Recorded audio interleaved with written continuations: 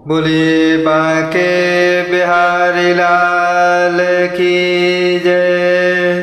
अथ अष्टादशो अध्यायः। ओम श्री परमात्मने नमः। संन्यास और त्याग का तत्व जानने के लिए अर्जुन की इच्छा। संन्यासस्य महाबाहो तत्त्वमिच्छामि वेदितुम्। त्यागस्य चाहसि केश पृथक केशिनीसूदन। और इसके पश्चात प्रभु के चरणों में अर्जुन बोले, हे महाबाहो, हे अंतर्यामिन, हे वासुदेव, मैं संन्यास और त्याग के तत्व को पृथक पृथक जानना चाहता हूँ। त्याग के विषय में दूसरे 4 सिद्धांतों का कथन। काम्यानाम कर्मणाम न्यासमो संन्यासमो कवयः विदुः। सर्वकर्म फल त्यागम प्राहु त्यागम विचक्षणा। इस प्रकार अर्जुन के पूछने पर प्रभु श्री भगवान बोले कि हे अर्जुन, कितने ही पंडित जन तो काम्य कर्मों के त्याग को संन्यास समझते हैं तथा दूसरे विचार कुशल पुरुष सब कर्मों के फल के त्याग को त्याग कहते हैं। स्त्री पुत्र और धन आदि प्रिय वस्तुओं की प्राप्ति के लिए तथा संकट आदि रोग की निवृत्ति के लिए जो यज्ञ दान तप और उपासना आदि कर्म किए जाते हैं उनका नाम काम्य कर्म है। ईश्वर की भक्ति, देवताओं का पूजन, माता पिता आदि गुरुजनों की सेवा, यज्ञ दान और तप तथा वर्ण आश्रम अनुसार आजीविका द्वारा गृहस्थ का निर्वाह एवं शरीर संबंधी खान पान इत्यादि जितने कर्तव्य कर्म हैं उन सब में इस लोक और परलोक की संपूर्ण कामनाओं के त्याग का नाम सब कर्मों के फल का त्याग है। त्याज्यम दोषवत इति के कर्म प्राहु मनीषिणः। यज्ञ दान तपः कर्म न त्याज्यम इति चापरे। तथा कई एक विद्वान ऐसा कहते हैं कि कर्म मात्र दोष युक्त है इसलिए त्यागने के योग्य हैं, और दूसरे विद्वान यह कहते हैं कि यज्ञ दान और तप रूप कर्म त्यागने योग्य नहीं है। त्याग के विषय में अपना निश्चय कहने के लिए भगवान का कथन। निश्चयं शृणु मे तत्र त्यागे भरत सत्तम। त्यागः हि पुरुष व्याघ्र त्रिविधा संप्रकीर्तितः।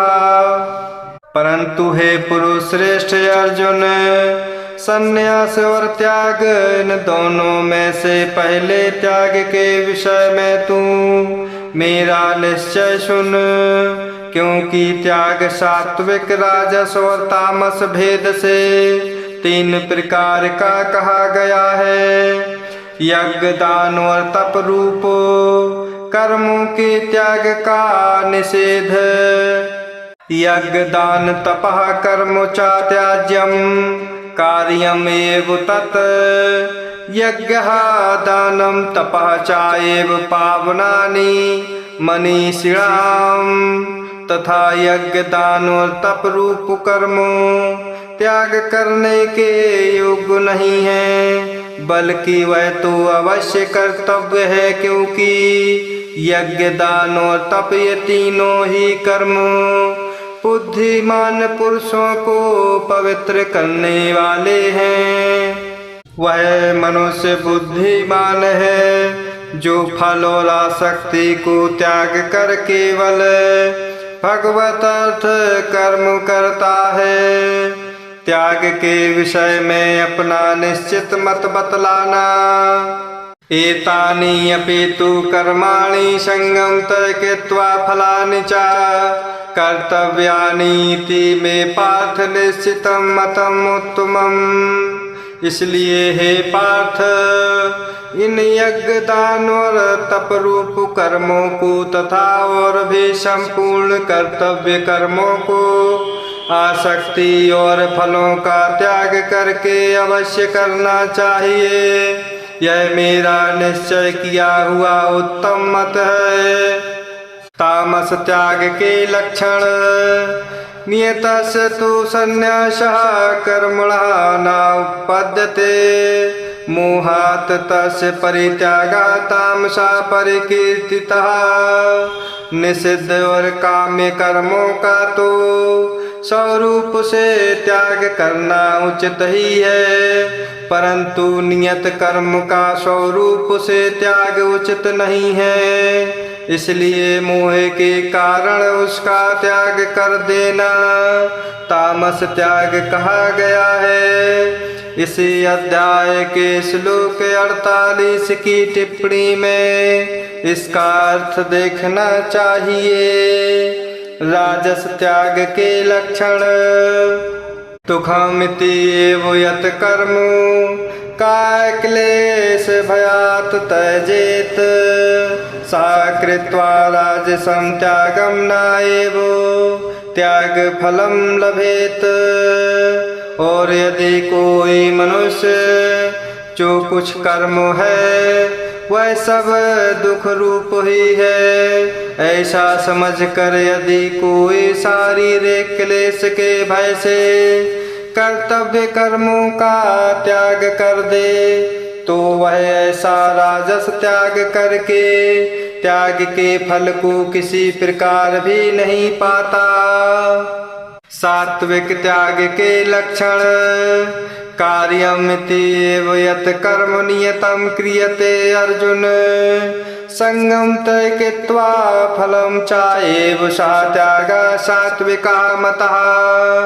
और हे अर्जुन, जो शास्त्र विहित कर्म करना कर्तव्य है इसी भाव से आसक्ति और फल का त्याग करके किया जाता है वही सात्विक त्याग माना गया है।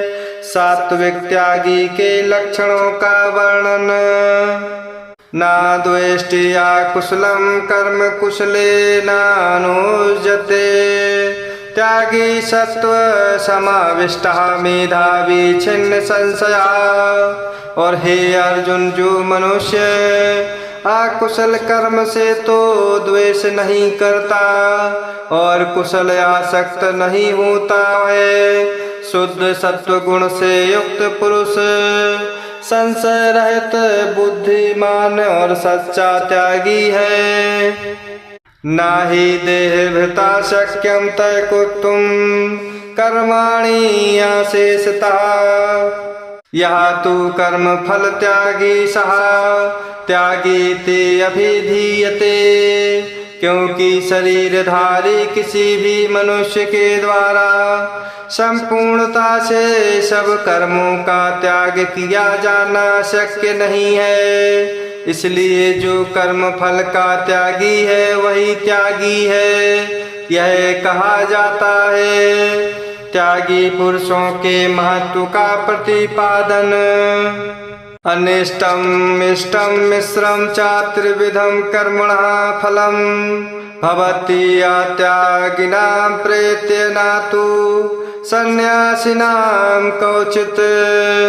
तथा कर्म फल का त्याग न करने वाले मनुष्यों के कर्मों का तो अच्छा बुरा और मिला हुआ ऐसे 3 प्रकार का फल मरने के पश्चात अवश्य होता है।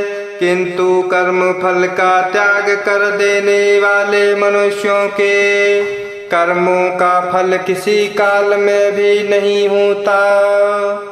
संपूर्ण कर्मों के होने में अधिष्ठान आदि 5 हेतुओं का निरूपण। पंचेतानि महाबाहो कारणानि निबोध में सांख्ये कृतान्ते प्रोक्तानि सिद्धये सर्वकर्मणाम्। और इस प्रकार भगवान अर्जुन को समझाते हुए कहते हैं कि हे महाबाहो, संपूर्ण कर्मों की सिद्धि के ये 5 हेतु कर्मों का अंत करने के लिए उपाय बतलाने वाले सांख्य शास्त्र में कहे गए हैं, उनको तू मुझसे भली भांति जान। अर्थात संपूर्ण कर्मों के सिद्ध होने में अधिष्ठानम तथा कर्ता करणम च पृथक विधम विविधा च पृथक चेष्टा दैवम चाएव अत्र पंचमम। और हे अर्जुन, इस विषय में अर्थात कर्मों की सिद्धि में अधिष्ठान और कर्ता तथा भिन्न भिन्न प्रकार के करण एवं नाना प्रकार की अलग अलग चेष्टाएं और वैसे ही 5वां हेतु दैव है, जिसके आश्रय कर्म की जाए उसका नाम अधिष्ठान है। जिन जिन इंद्रियों आदि को और साधनों के द्वारा कर्म किए जाते हैं उनका नाम करण है। इस प्रकार इसी अध्याय के श्लोक 18वें में आए हुए करण शब्द का भी यही अर्थ समझना चाहिए। पूर्वकृत शुभ अशुभ कर्मों के संस्कारों का नाम दैव है। शरीर वामनोभेयत कर्म प्रारब्धे नरा न्यायं वा विपरीतं वा पंचेते तस् हेतवः। क्योंकि मनुष्य मन वाणी और शरीर से शास्त्र अनुकूल अथवा विपरीत जो कुछ भी कर्म करता है उसके ये 5 कारण हैं। आत्मा को कर्ता समझने वाले की निंदा, तत्र एवं सति कर्तारम् आत्मानं केवलं तु यः पश्यति अकृत बुद्धित्वात् न सः पश्यति दुर्मतिः। परंतु ऐसा होने पर भी जो मनुष्य अशुद्ध बुद्धि होने के कारण उस विषय में यानी कर्मों के होने में केवल शुद्ध स्वरूप आत्मा को कर्ता समझता है, वह मलिन बुद्धि वाला ज्ञानी यथार्थ नहीं समझता। सत्संग और शास्त्र के अभ्यास से तथा भगवत अर्थ कर्म और उपासना के करने से मनुष्य की बुद्धि शुद्ध होती है। इसलिए जो प्रयुक्त साधनों से रहित है उसकी बुद्धि अशुद्ध है, ऐसा समझना चाहिए। कर्तृत्व अभिमान से रहित होकर कर्म करने वाले की प्रशंसा, यस्य नाहंकृता भावा बुद्धि यस्य न लिप्यते हत्वापि सहायमान लोकान् न हन्ति न निबध्यते।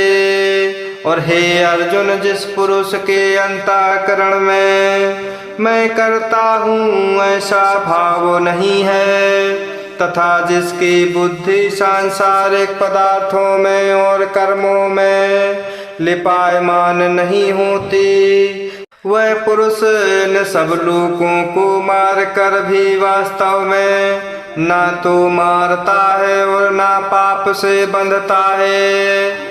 जैसे अग्नि, वायु और जल के द्वारा प्रारब्ध वश किसी प्राणी की हिंसा होती देखने में आए तो भी वह वास्तव में हिंसा नहीं है, वैसे ही जिस पुरुष का देह में अभिमान है और स्वार्थ रहित केवल संसार के हित के लिए ही जिसकी संपूर्ण क्रियाएं होती हैं, उस पुरुष के शरीर और इंद्रियों द्वारा यदि किसी प्राणी की हिंसा होती हुई लोक दृष्टि में देखी जाए तो भी वह वास्तव में हिंसा नहीं है, क्योंकि आसक्ति, स्वार्थ और अहंकार के ना होने से किसी प्राणी की हिंसा हो ही नहीं सकती, तथा बिना कर्तव्य अभिमान के किया हुआ कर्म वास्तव में अकर्म ही है। इसीलिए वह पुरुष पाप से नहीं बंधता। कर्म प्रेरणा और कर्म संग्रह का स्वरूप ज्ञानम ज्ञेयम परिज्ञाता त्रिविधा कर्म चोदना कर्णम कर्म कर्ता इति त्रिविधा कर्म संग्रह। तथा हे अर्जुन, ज्ञाता, ज्ञान और ज्ञेय यह तीन प्रकार की कर्म प्रेरणा है, और कर्ता, करण तथा क्रिया इति तीन प्रकार का कर्म संग्रह है। जानने वाले का नाम ज्ञाता है, जिसके द्वारा जाना जाए उसका नाम ज्ञान है। जानने में आने वाले वस्तु का नाम ज्ञेय है। कर्म करने वाले का नाम कर्ता है, करने का नाम क्रिया है। ज्ञान, कर्म और कर्ता के त्रिविध भेद बतलाने की प्रस्तावना। ज्ञानम कर्म चा कर्ता चा त्रिधा एव गुण भेदता प्रोच्यते गुण संख्यानि यथावत शृणुतानि अपि। और इस प्रकार भगवान प्रभु अर्जुन को समझाते हुए कह रहे हैं कि उन गुणों की संख्या करने वाले शास्त्र में ज्ञान और कर्म तथा कर्ता गुणों के भेद से तीन तीन प्रकार के ही कहे गए हैं। उनको भी तू मुझसे भली भांति सुन। सात्विक ज्ञान के लक्षण। सर्वभूतेषु येनैकं भावम् आवेयमीक्षते अविभक्तं विभक्तेषु तत्ज्ञानं विद्धि सात्विकम्। हे अर्जुन, जिस ज्ञान से मनुष्य पृथक पृथक सब भूतों में एक अविनाशी परमात्मा भाव को विभाग रहित समभाव से स्थित देखता है, उस ज्ञान को तू सात्विक जान। राजस ज्ञान के लक्षण। पृथक्त्वेन तु यत् ज्ञानं नाना भावान् पृथक विधान वेत्ति सर्वेषु भूतेषु तत् ज्ञानं विद्धि राजसम्। किंतु जो ज्ञान अर्थात जिस ज्ञान के द्वारा मनुष्य संपूर्ण भूतों में भिन्न भिन्न प्रकार के नाना भावों को अलग अलग जानता है, उस ज्ञान को तू राजस जान। तामस ज्ञान के लक्षण। यत तू कृतनिस्मत एकस्मिन् कार्ये सक्तम् अहेतुकम् अतत्त्वार्थवत् अल्पं च तत् तामसम् उदाहृतम्। परंतु जो ज्ञान एक कार्य रूप शरीर में ही संपूर्ण के सादृश आसक्त है, तथा जो बिना युक्ति वाला तात्विक अर्थ से रहित और तुच्छ है, वह तामस कहा गया है। अर्थात जिस विपरीत ज्ञान के द्वारा मनुष्य एक क्षण भंगुर नाशवान शरीर को ही आत्मा मान कर उसमें सर्वस्व की भांति आसक्त रहता है। सात्विक कर्म के लक्षण। नियतं संगरहितं अराग द्वेषता कृतं अफल प्रेप सुनः कर्म यत् तत् सात्विकम् उच्यते। तथा हे अर्जुन जो कर्मों शास्त्र विधि से नियत किया हुआ और कर्तापन के अभिमान से रहित हो तथा फल ना चाहने वाले पुरुष द्वारा बिना राग द्वेष के किया गया हो वह सात्विक कहा जाता है। राजस कर्म के लक्षण यत तु कामेप्सुना कर्मो साहंकारेण वा पुनः क्रियते बहुलायासं तत् राजसम् उदाहृतम्। परंतु जो कर्म बहुत परिश्रम से युक्त होता है तथा भोगों को चाहने वाले पुरुष द्वारा या अहंकार युक्त पुरुष द्वारा किया जाता है वह कर्म राजस कहा गया है। तामस कर्म के लक्षण अनुबंधम क्षयम हिंसाम अनवेक्ष च पौरुषम मोहात् आरभ्यते कर्म यत् तत् तामसमुच्यते। तथा जो कर्म परिणामो हानि हिंसा और सामर्थ्य को न विचार कर केवल अज्ञान से आरंभ किया जाता है वह कर्म तामस कहा जाता है। सात्विक कर्ता के लक्षण मुक्त संगहनहं वादे तृत्युत्साह समन्वितः सिद्ध सिद्ध्यो निर्विकारः कर्ता सात्विकः उच्यते।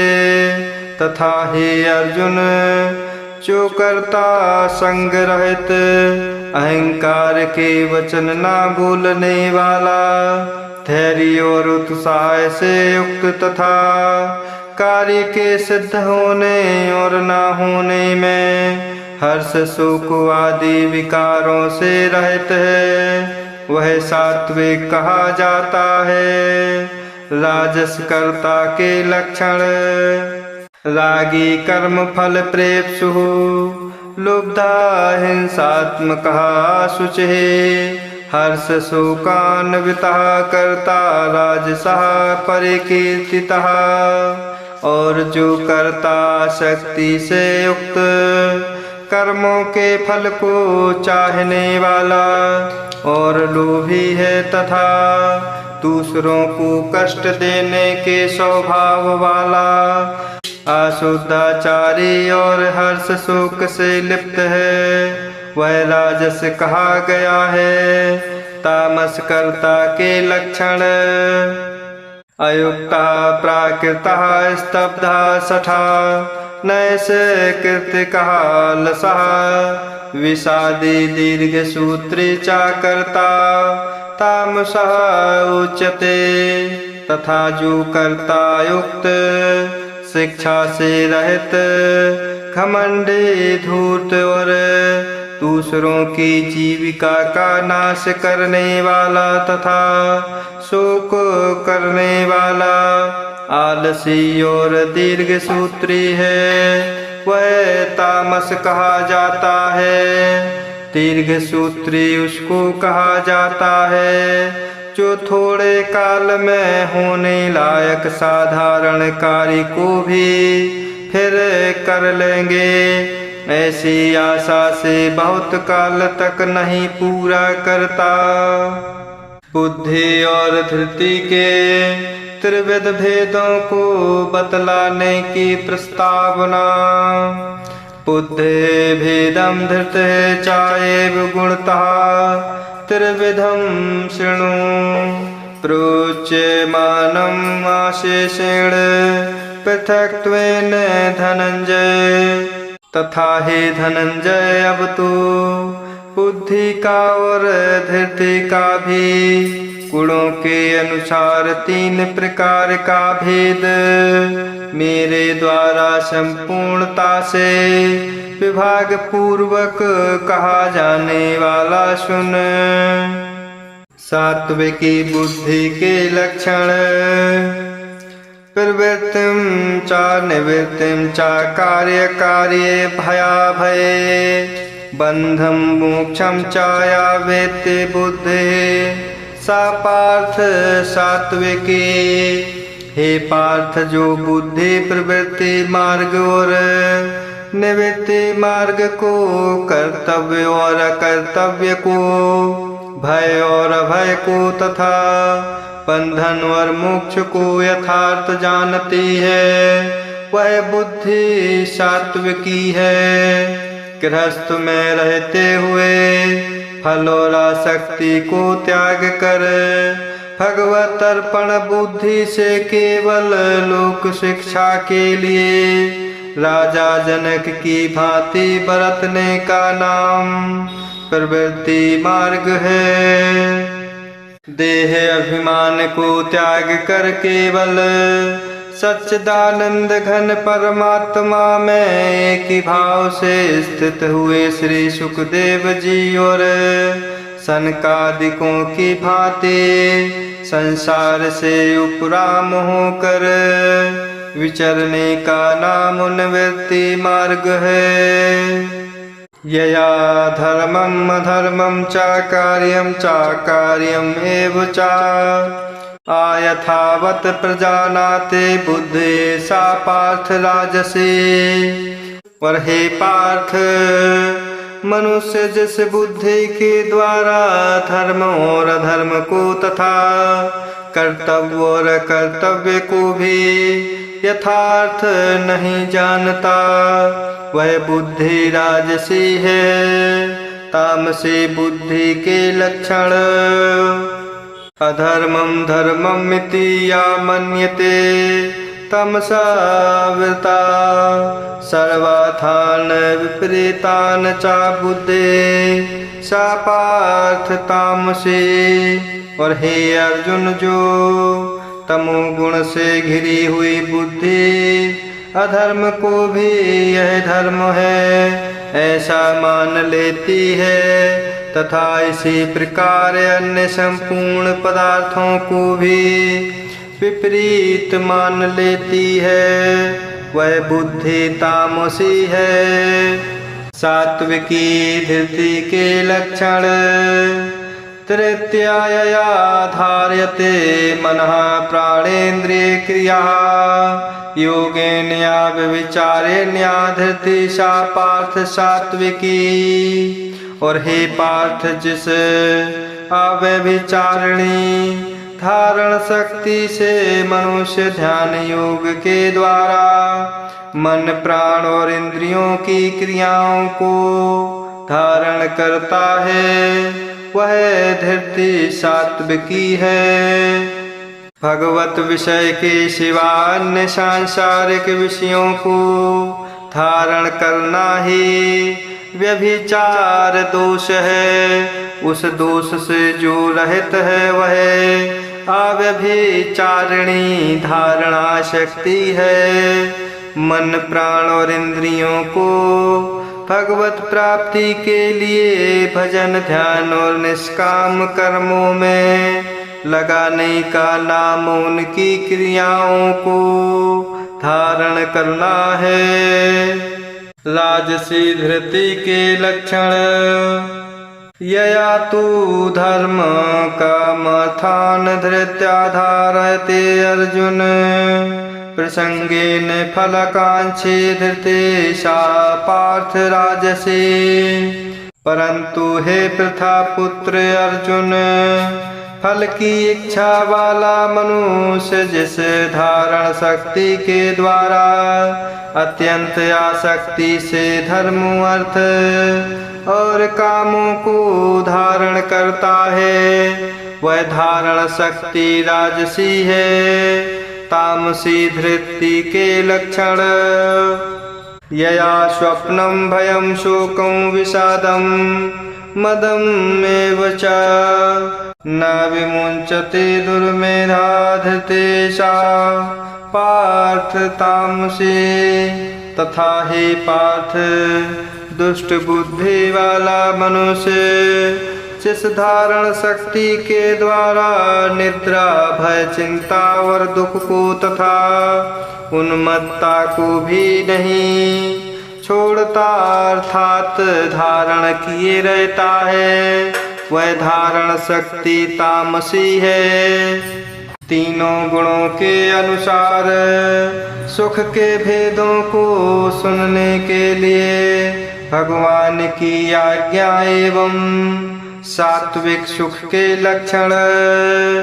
सुखम तु इदानीं त्रिविधम शृणु मे भरत सब, अभ्यासात् रमते यत्र दुखांतं च निगच्छति।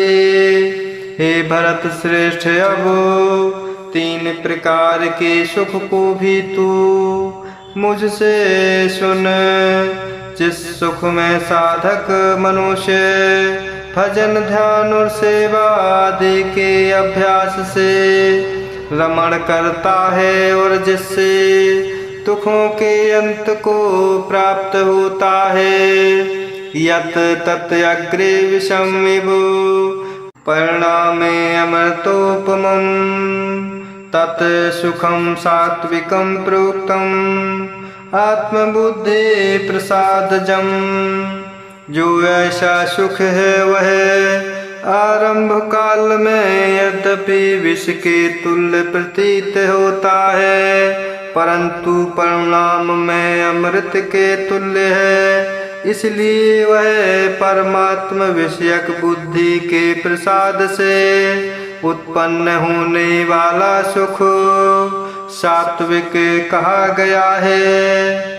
जैसे खेल में आसक्ति वाले बालक को विद्या का अभ्यास मूढ़ता के कारण प्रथम विष के तुल्य भासता है, वैसे ही विषयों में आसक्ति वाले पुरुषों को भगवत भजन ध्यान सेवा आदि साधनों का अभ्यास मर्म न जानने के कारण प्रथम विष के तुल्य प्रतीत होता है।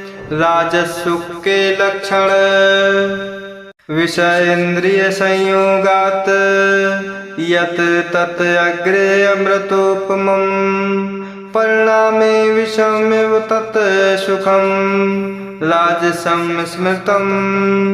और जो सुख विषय और इंद्रियों के संयोग से होता है, वह पहले भोग काल में अमृत के तुल्य प्रतीत होने पर भी परिणाम में विष के तुल्य है, इसलिए वह सुख राजस कहा गया है। बल वीर्य बुद्धि धन उत्साह और परलोक का नाशक होने से विषय और इंद्रियों के संयोग से होने वाले सुख को परिणाम में विष के तुल्य कहा है। तामस सुख के लक्षण। यत अग्रे चानुबंधे चा सुखम मोहनम आत्मनः निद्रालस्य प्रमाद उत्थम तत तामुषम उदाहृतम। तथा जो सुख भोग काल में तथा परिणाम में भी आत्मा को मोहित करने वाला है, वह निद्रा आलस्य और प्रमाद से उत्पन्न सुख तामस कहा गया है। तीनों गुणों के प्रसंग का उपसंहार।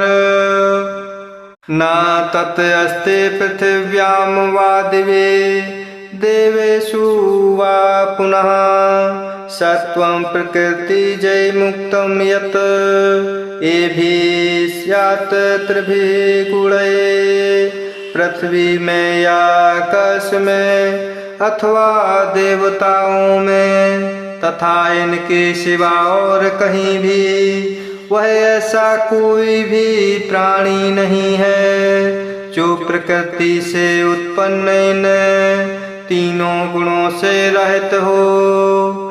वर्ण धर्म के विषय का आरंभ। ब्राह्मण क्षत्रिय विषाम शूद्राणां च परन्तप कर्माणि प्रविभक्तानि स्वभावो प्रभवै गुणैः। और इस प्रकार भगवान अर्जुन को समझाते हुए कह रहे हैं किस लिए हे परंतप ब्राह्मण क्षत्रिय और वैश्यों के तथा शूद्रों के कर्मों स्वभाव से उत्पन्न गुणों के द्वारा विभक्त किए गए हैं। ब्राह्मण के स्वाभाविक कर्मों का वर्णन समः दमः तपः शौचम क्षान्तिः आर्जवम् एव च ज्ञानं विज्ञानम् आस्तिक्यं ब्रह्मकर्म स्वभावजम् अंतःकरण का निग्रह करना, इंद्रियों का दमन करना, धर्म पालन के लिए कष्ट सहना, बाहर भीतर से शुद्ध रहना, दूसरों के अपराधों को क्षमा करना, मन इंद्रिय और शरीर को सरल रखना, वेद शास्त्र ईश्वर और परलोक आदि में श्रद्धा रखना, वेद शास्त्रों का अध्ययन अध्यापन करना और परमात्मा के तत्व का अनुभव करना, ये सब के सब ही ब्राह्मण के स्वाभाविक कर्म हैं। गीता अध्याय 13 श्लोक 7 की टिप्पणी में देखना चाहिए। क्षत्रिय के स्वाभाविक कर्मों का वर्णन शौर्यं तेजः धृतिः दाक्ष्यं युद्धे चापि अपलायनम् दानम् ईश्वर भावः च छात्रं कर्म स्वभावजम् और शूरवीरता तेज धैर्य चतुरता और युद्ध में भी ना भागना, दान देना और स्वाभिमान ये सब के सब ही क्षत्रिय के स्वाभाविक कर्म हैं। अर्थात निस्वार्थ भाव से सबका हित सोच कर शास्त्र आज्ञानुसार शासन द्वारा प्रेम के सहित पुत्र तुल्य प्रजा को पालन करने का भाव। वैश्य और शूद्र के स्वाभाविक कर्मों का वर्णन कृषि गोरक्ष वाणिज्यम वैश्य कर्म स्वभावजम परिचर्यात्मकं कर्म शूद्रस्य अपि स्वभावजम तथा खेती गोपालन और क्रय विक्रय रूपो सत्य व्यवहार ये वैश्य के स्वाभाविक कर्म है तथा सब वर्णों की सेवा करना शूद्र का भी स्वाभाविक कर्म है। वस्तुओं के खरीदने और बेचने में तौलना और गिनती आदि से कम देना अथवा अधिक लेना एवं वस्तु को बदल कर या एक वस्तु में दूसरी खराब वस्तु मिलाकर दे देना अथवा अच्छी ले लेना तथा नफाड़त और दलाली ठहरा कर उससे अधिक दाम लेना या कम देना तथा झूठ कपट चोरी और जबरदस्ती से अथवा अन्य किसी प्रकार से दूसरे के हक को ग्रहण कर लेना इत्यादि दोषों से रहित जो सत्यता पूर्वक पवित्र वस्तुओं का व्यापार है उसका नाम सत्य व्यवहार है। अपने अपने वर्ण धर्म के पालन से परम सिद्धि की प्राप्ति एवं उसकी विधि स्वे स्वे कर्मणि अभिरतः संसिद्धिं लभते नरः स्वकर्मनिरतः सिद्धिं यथा विदन्ति तत्शृणु।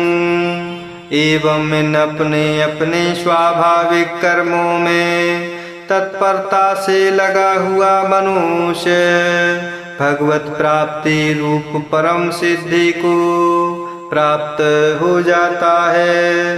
अपने स्वाभाविक कर्म में लगा हुआ मनुष्य जिस प्रकार के कर्म करके परम सिद्धि को प्राप्त होता है उस विधि को तू सुन। यतः प्रवृत्तः भूतानां येन सर्वमिदं ततं स्वकर्मणा तम् अभ्यचर्य सिद्धिं विनदते मानवः।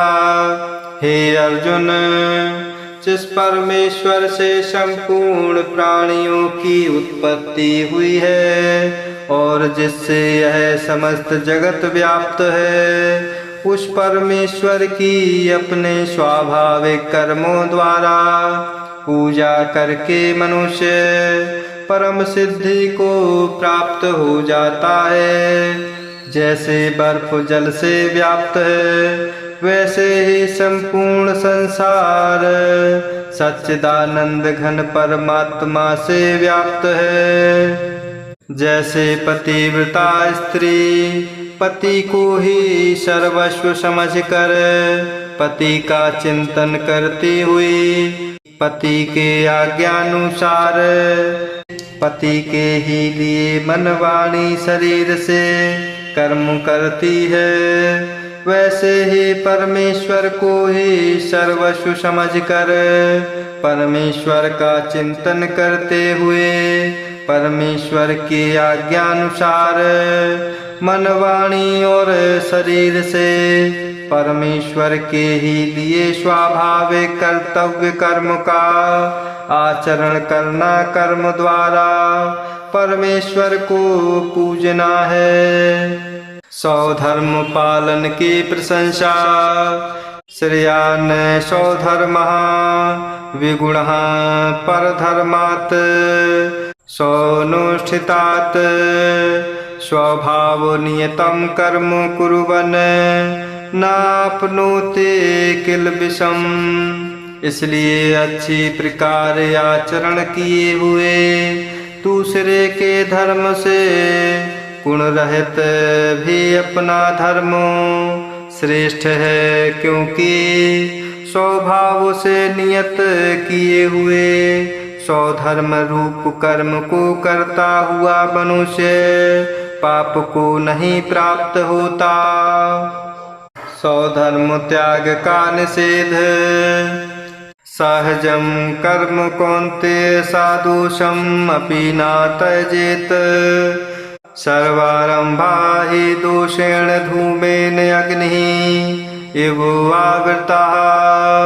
अतएव हे कुंती पुत्र, दोष युक्त होने पर भी सहज कर्म को नहीं त्यागना चाहिए, क्योंकि धुएं से अग्नि की भांति सभी कर्मों किसी न किसी दोष से युक्त हैं। प्रकृति के अनुसार शास्त्र विधि से नियत किए हुए जो वर्ण आश्रम के धर्म और सामान्य धर्म रूप स्वाभाविक कर्म हैं, उनको ही यहाँ स्वधर्म सहज कर्म स्वकर्म नियत कर्म स्वभावज कर्म और स्वभाव नियत कर्म इत्यादि नामों से कहा है।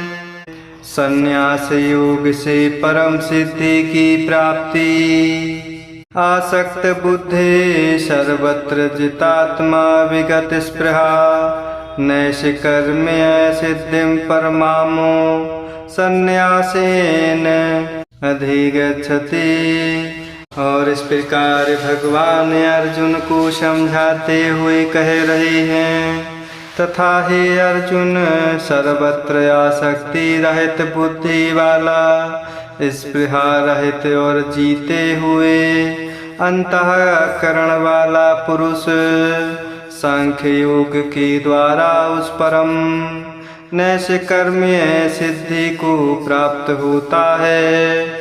ज्ञान की परानिष्ठा का वर्णन करने की प्रतिज्ञा सिद्धिं प्राप्तः यथा ब्रह्म तथाप्नोति निबोध में समासेन एव कौन्तेय निष्ठा ज्ञान से या परा। इसलिए जो कि ज्ञान योग की परानिष्ठा है, उस नैष्ठिक कर्म सिद्धि को जिस प्रकार से प्राप्त होकर मनुष्य ब्रह्म को प्राप्त होता है, उस प्रकार को हे कुंती पुत्र तू संक्षेप में ही मुझसे समझ। ज्ञान योग के अनुसार भगवत प्राप्ति का पात्र बनने की विधि।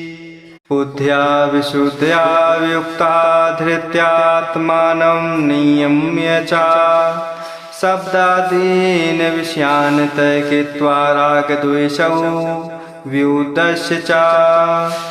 हे अर्जुन, विशुद्ध बुद्धि से युक्त तथा शब्दादि विषयों का त्याग करके सात्विक धारण शक्ति के द्वारा अंतःकरण और इंद्रियों का संयम करके राग द्वेष को सर्वथा नष्ट करके तथा गीता अध्याय 18 श्लोक 33 में जिसका विस्तार है, विविक्त से भी लघवासी यत वाक काय मानसा ध्यान योग परः नित्यं वैराग्यम समुपाश्रिता।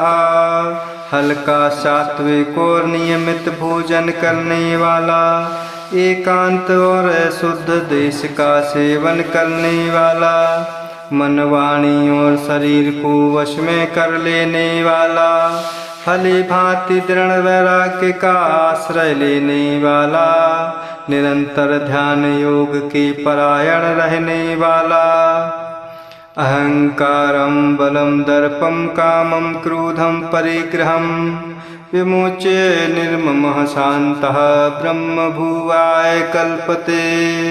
अहंकार बल घमंड काम क्रोध और परिग्रह का त्याग करके ममता रहित और शांति युक्त पुरुष सच्चिदानंद घन ब्रह्म में अभिन्न भाव से स्थित होने का पात्र होता है।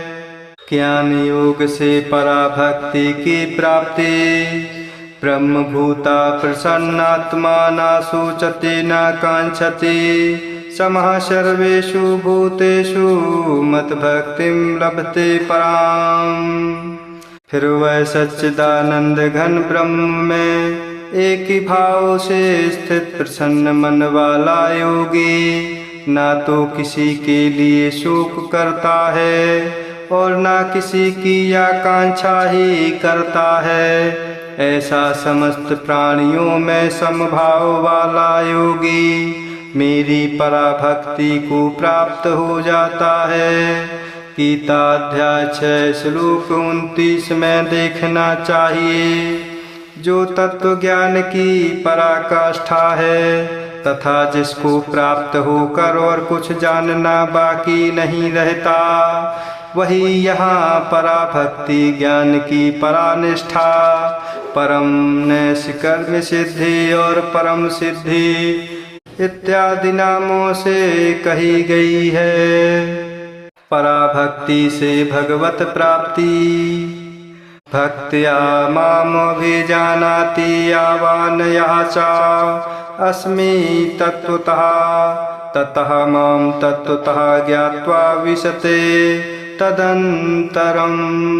और उस पराभक्ति के द्वारा वह मुझे परमात्मा को मैं जो हूँ और जितना हूँ ठीक वैसा का वैसा तत्व से जान लेता है तथा उस भक्ति से मुझको तत्व से जानकर तत्काल ही मुझ में प्रविष्ट हो जाता है। भक्ति सहित निष्काम कर्म योग से भगवत प्राप्ति। सर्वकर्माणि अपि सदा कुर्वाणः मद्व्यापाश्रयः मत्प्रसादात् अवाप्नोति शाश्वतं पदम् अव्ययम्। और इस प्रकार भगवान अर्जुन को समझाते हुए कहते हैं, और मेरे परायण हुआ कर्मयोगी तो संपूर्ण कर्मों को सदा करता हुआ भी मेरी कृपा से सनातन अविनाशी परम पद को प्राप्त हो जाता है। भक्ति सहित निष्काम कर्मयोग के अनुष्ठान हेतु भगवान की आज्ञा। चेतसा सर्वकर्माणि मयि सन्न्यस्य मत्परः बुद्धियोगमुपाश्रित्य मच्चित्तः सततं भव। इसलिए हे अर्जुन तुम सब कर्मों को मन से मुझ में अर्पण करके तथा समबुद्धि रूप योग को अवलंबन करके मेरे परायण और निरंतर मुझ में चित्त वाला हो। गीता अध्याय 9 श्लोक 27 में जिसकी विधि कही है, भगवत चिंतन से उद्धार और भगवत आज्ञा के त्याग से अधोगति।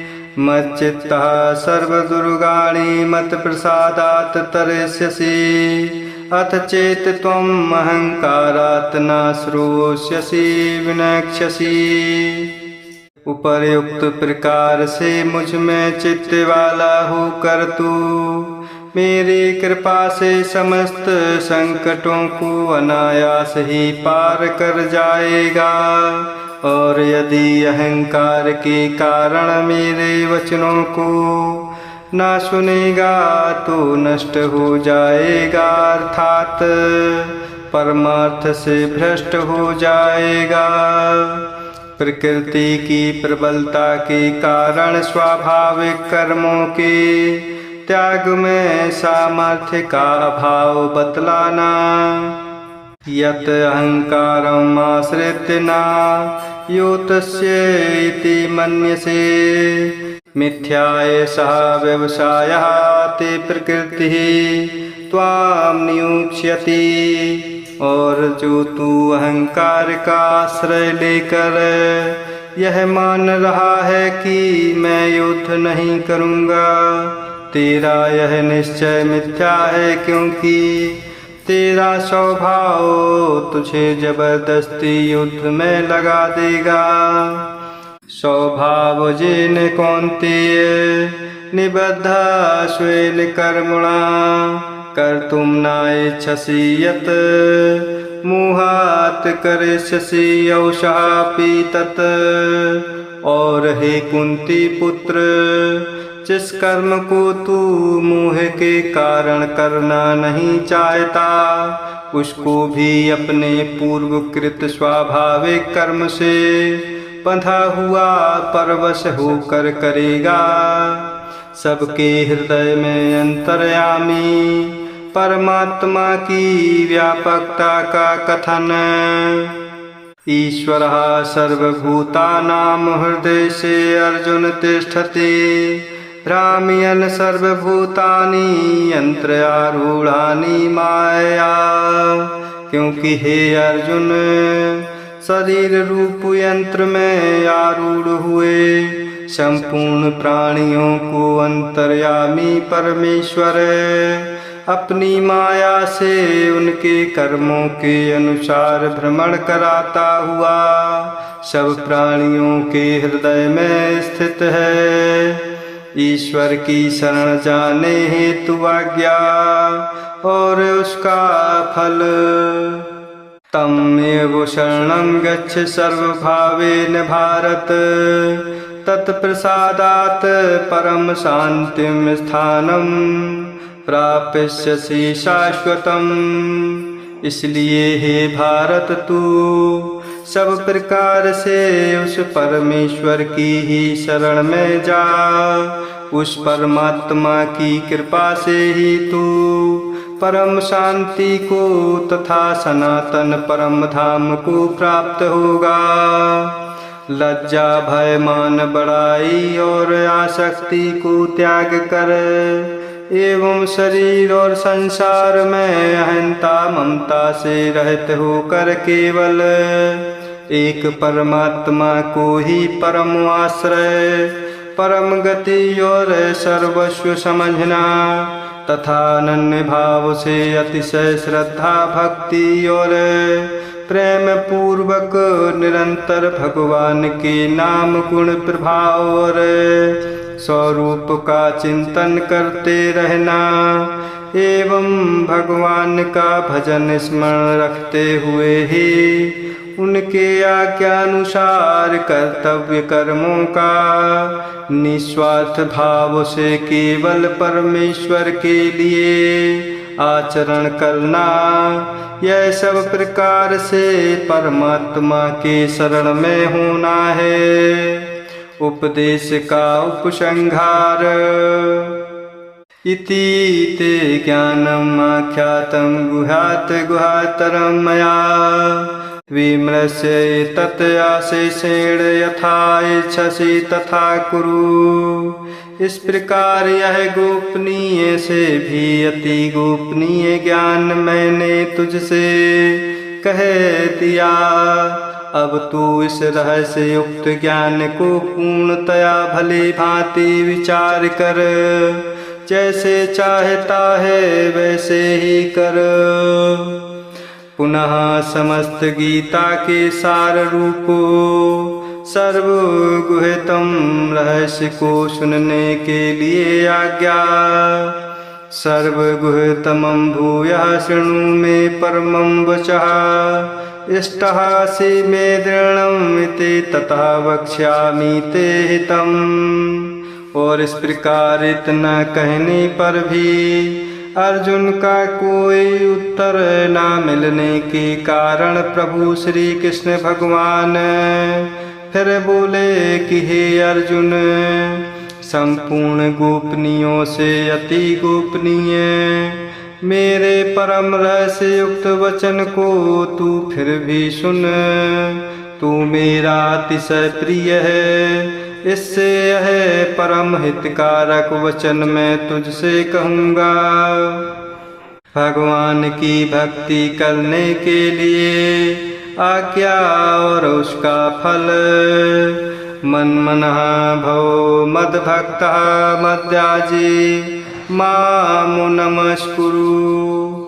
मामएवेशस्य सत्यं ते प्रतिजाने प्रियासि में। और हे अर्जुन, तू मुझ में मन वाला हो, मेरा भक्त बन, मेरा पूजन करने वाला हो और मुझको प्रणाम कर। ऐसा करने से तू मुझे ही प्राप्त होगा, यह मैं तुझसे सत्य प्रतिज्ञा करता हूँ, क्योंकि तू मेरा अत्यंत प्रिय है। सर्वधर्मों का आश्रय त्याग कर केवल भगवत शरण होने की आज्ञा। सर्वधर्मान् परित्यज्य माम् एकं शरणं व्रज।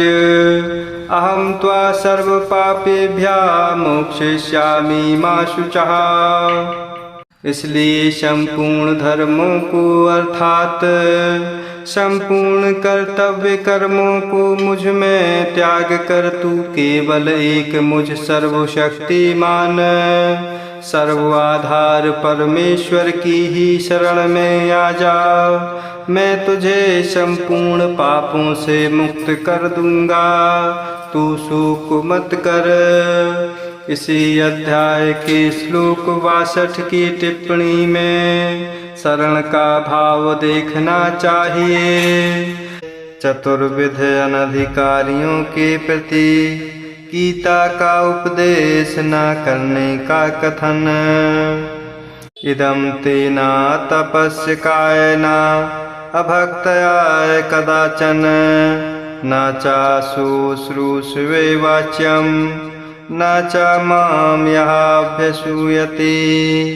और इस प्रकार भगवान अर्जुन को समझाते हुए कह रहे हैं कि हे अर्जुन, इस प्रकार तुझे यह गीता रूप रहस्यमय उपदेश किसी भी काल में ना तो तप रहित मनुष्य से कहना चाहिए, न भक्ति रहित से और न बिना सुनने की इच्छा वाले से ही कहना चाहिए, तथा जो मुझ में दोष दृष्टि रखता है उससे तो कभी भी नहीं कहना चाहिए।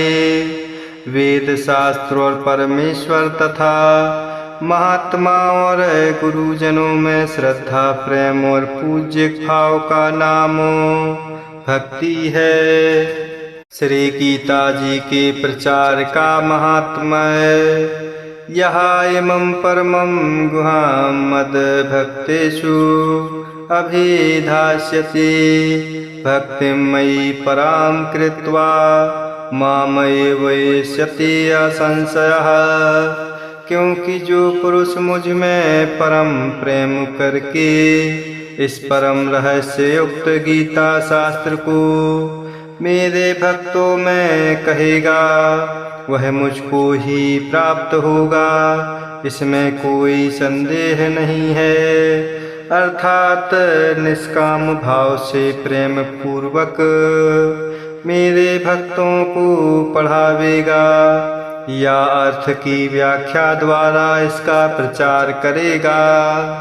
नाचा तस्मात् मनुष्येषु कश्चित् मे प्रिय कृतमः भविता नाचा मे तस्मात् अन्यः प्रियतरः भुवि। उससे बढ़कर मेरा प्रिय कार्य करने वाला मनुष्यों में कोई भी नहीं है तथा पृथ्वी भर में उससे बढ़कर मेरा प्रिय दूसरा कोई भविष्य में होगा भी नहीं। श्री गीता जी के पठन का महात्म्य अदयस्यते चायः इमं धर्म्यं संवादं आवयोः ज्ञानयज्ञेन तेन हम इष्टः स्यामिति मे मतिः। जो पुरुष इस धर्ममय हम दोनों के संवाद रूपो गीता शास्त्र को पढ़ेगा उसके द्वारा भी मैं ज्ञान यज्ञ से पूजित होऊंगा, ऐसा मेरा मत है। गीता अध्याय 4 श्लोक 33 का अर्थ देखना चाहिए। श्री गीता जी के श्रवण का महात्म्य श्रद्धावान अनसूयः च शृणुयात् अपि यः नरः सहापि मुक्तः शुभान् लोकान् प्राप्नुयात् पुण्यकर्मणाम्। जो मनुष्य श्रद्धा युक्त और दोष दृष्टि से रहित होकर इस गीता शास्त्र का श्रवण भी करेगा वह भी पापों से मुक्त होकर उत्तम कर्मों करने वालों के श्रेष्ठ लोकों को प्राप्त होगा। गीता श्रवण से अर्जुन का मोह नष्ट हुआ या नहीं यह जानने के लिए भगवान का प्रश्न। कश्चित् तत्श्रुतं पाठितव्या एकाग्रेण चेतसा कश्चित् ज्ञान सम्मोहा प्रनष्टः ते धनंजय। इस प्रकार गीता का महात्म्य कहकर आनंद कंद भगवान प्रभु श्री कृष्ण ने अर्जुन से पूछा, हे पार्थ क्या इस गीता शास्त्र को तूने एकाग्र चित्त से श्रवण किया और हे धनंजय क्या तेरा अज्ञान जनित मोह नष्ट हो गया। अपने मोह का नाश तथा स्मृति की प्राप्ति कर अर्जुन का संशय रहित हो जाना एवं आज्ञा पालन की प्रतिज्ञा करना। नष्टः मोहः स्मृतिः लब्धा तोत प्रसादात् मयाच्युत स्थितः अस्मि गत संदेहः करिष्ये वचनं तव। इस प्रकार भगवान के पूछने पर प्रभु के चरणों में अर्जुन बोले, हे अच्युत आपकी कृपा से मेरा मोह नष्ट हो गया और मैंने स्मृति प्राप्त कर ली है। अब मैं संशय रहित होकर स्थित हूँ, अतः आपकी आज्ञा का पालन करूँगा। भगवान श्री कृष्ण और अर्जुन के संवाद की महिमा। इति अहं वासुदेवस्य पार्थस्य च महात्मनः संवादम् इमम् आश्रौषम् अद्भुतं रोमहर्षणम्। और इसके पश्चात संजय बोले कि हे राजन, इस प्रकार मैंने श्री वासुदेव जी के और महात्मा अर्जुन के से अद्भुत रहस्य युक्त रोमांचकारक संवाद को सुना।